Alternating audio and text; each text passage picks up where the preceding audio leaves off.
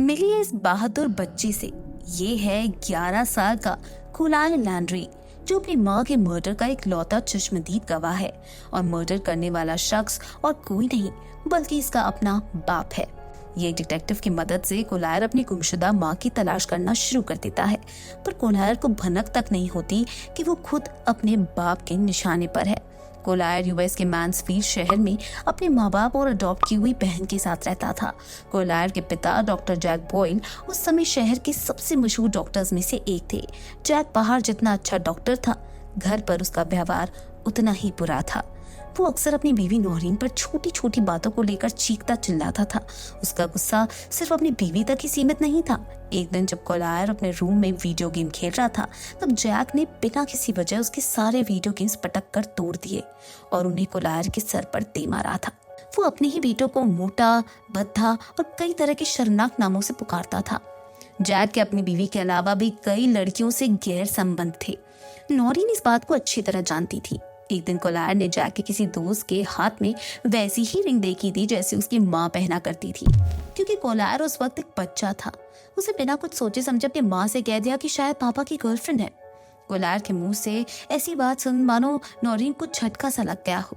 उसे जैक से डिवोर्स लेने का फैसला किया। जैक ने उसे मनाने की कोशिश की, जिस पर वो कुछ हद तक मान भी गई।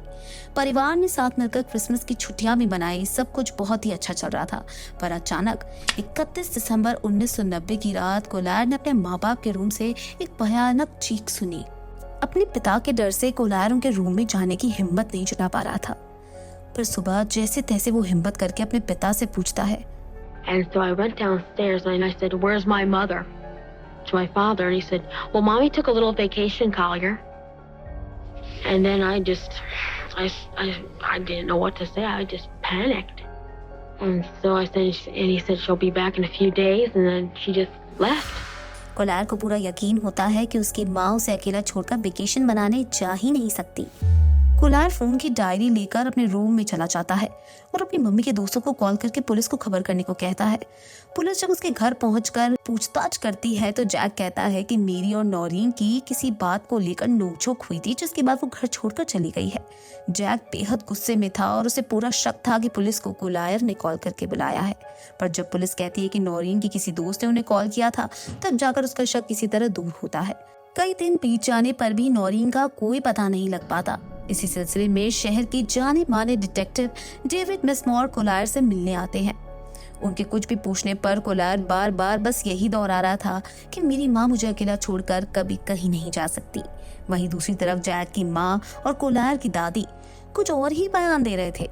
उनका कहना था कि 3 साल पहले भी नौरीन इसी तरह से जैक से लड़ाई करने के बाद घर छोड़कर चली गई थी और दूसरे दिन खुद से ही लौटकर वापस भी आ गई थी।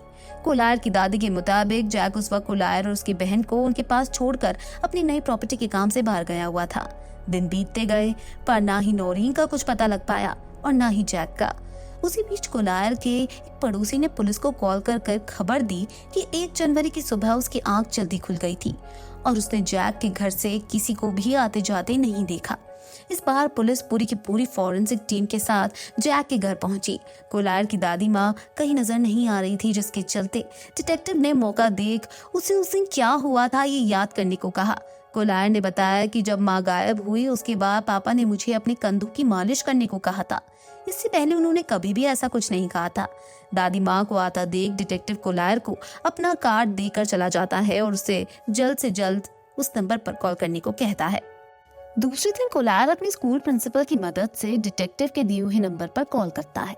कोलायर डिटेक्टिव से कहता है कि जब भी माँ घर से बाहर जाया करती थी तो वो उनका ब्राउन पर्स जरूर लेकर जाती थी, पर वो पर्स घर में ही है।